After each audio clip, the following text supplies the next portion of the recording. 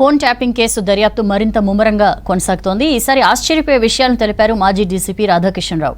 BJP నేతల ఫోన్లను ప్రణీత్ రావు బృందం ట్యాప్ చేసిందన్నారు. ఒక ఆడియో టేప్ కేసీఆర్ కూడా పంపించామన్నారు.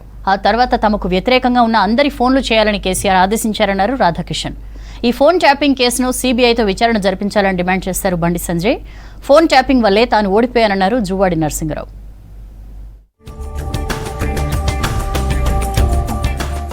ఫోన్ ట్యాపింగ్ కేసులో సంచలన విషయాలు బయటపడుతున్నాయి. ఎస్ఏబీ chief Prabhakar Rao form house operation అంశంపై తనతో చర్చించారని రాధాకిషన్ రావు తన వాంగ్మూలంలో తెలిపారు. బీజేపీ అగ్రనేతల ఫోన్లను ప్రణీత్ రావు బృందం ట్యాప్ చేసినట్టు తెలిపారు. అందులో ఒక ఆడియో టేప్ ను కేసీఆర్ కు పంపించామన్నారు. ఆ తర్వాత కేసీఆర్ అందరినీ డ్రాప్ చేయాలని ఆదేశించినట్టు తన రిపోర్టులో తెలిపారు రాధాకిషన్ రావు. ఫోన్ ట్యాపింగ్ ఆపరేషన్ మొత్తం బాధ్యతను సైబరాబాద్ ఎస్ఓటీ పోలీసులకు అప్పగించామని తన వాంగ్మూలంలో తెలిపారు రాధాకిషన్ రావు.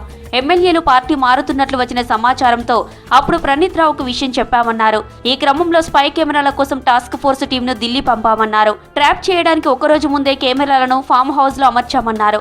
దీంతో ట్యాపింగ్ తో విషయం తెలుసుకుని ఫామ్ హౌస్ ఇష్యూపై ఫోకస్ పెట్టామన్నారు. ఫామ్ హౌస్ ఆపరేషన్ కోసం తానే ఢిల్లీ వెళ్లి ట్రాప్ కోసం స్పై కెమెరాలు, మెటీరియల్ కొనిపించారని తన రిపోర్టులో తెలిపారు రాధాకిషన్ రావు.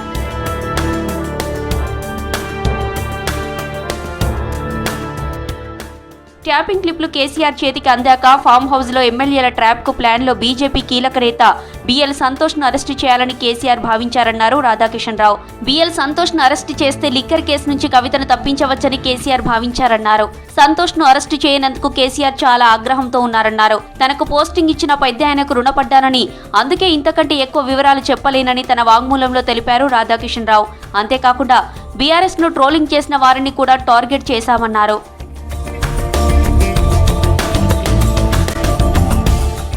ఫోన్ ట్యాపింగ్ తో ప్రతిపక్షాలపై కేసీఆర్ సైబర్ దాడి చేశారని ఆరోపించారు ఎంపీ బండి సంజయ్. ఎమర్జెన్సీ కంటే దారుణమైన కేసు ఫోన్ ట్యాపింగ్ అన్నారు. రాజ్యాంగ మౌలిక సూత్రాలను ఉల్లంఘించిన నేత కేసీఆర్ అని విమర్శించారు. రాధాకిషన్ రావు వాంగ్మూలమే ఇందుకు నిదర్శనమన్నారు.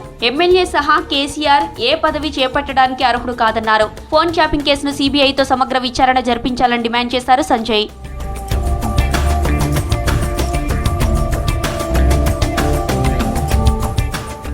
తన కదలికలను ఫోన్ ట్యాపింగ్ తో గుర్తించి మొన్నటి ఎన్నికల్లో ఓడించారని ఆరోపించారు జగిత్యాల జిల్లా కాంగ్రెస్ ఇన్ఛార్జ్ జువ్వాడి నరసింగరావు. కేసీఆర్, హరీష్ రావు, కేటీఆర్ ఇందుకు బాధ్యత వహించాలన్నారు. త్వరలోనే ఈ ఇష్యూపై తాను న్యాయస్థానాన్ని ఆశ్రయించడంతో పాటు సీఎంకు, డీజీపీకి ఫిర్యాదు చేస్తానన్నారు. కేసీఆర్ కుటుంబానికి వందల ఎకరాల భూములు, కోట్ల రూపాయలు ఎక్కడి నుంచి వచ్చాయని ప్రశ్నించారు నరసింగరావు. నేను కేవలం ఆనాటి పిసిసి అధ్యక్షునికి దగ్గరగా ఉన్నానని మరి మా సమాచారాన్ని లాగదీస్తూ నేను ఎవరితోటి మాట్లాడితే వాళ్ళకు ముందే ఫోన్ చేసుడు ఇవాళ కోట్లాది రూపాయల ఆస్తిని సంపాదించింది. కేసీఆర్ పరిస్థితి ఏముండే మమ్మల్ని అడుగుని. ఇవాళ నేను కేసీఆర్ని ఛాలెంజ్ చేస్తున్నా, హరీష్ రావుని ఛాలెంజ్ చేస్తున్నా. ఇవాళ కేవలం మీ చరిత్ర నాకు తెలుసు కాబట్టి మా గురించి ఏం చెప్తాడు అన్న భయంతో ఇవాళ నా ఫోన్ ట్యాప్ చేయడం జరిగింది. ఫోన్ ట్యాపింగ్ కేసులో తన పేరు రావడంపై స్పందించారు బీఆర్ఎస్ నేత ఆర్ఎస్ ప్రవీణ్ కుమార్. ఈ కేసులో స్వార్థ ప్రయోజనాల కోసం తన పేరు వాడొద్దన్నారు.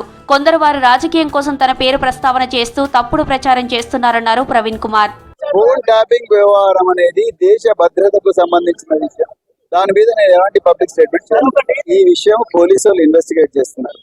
ఆ విషయం వాళ్ళకే వదిలేస్తాను. కానీ దీని మీద నేను ఎలాంటి కామెంట్ కూడా చేయను.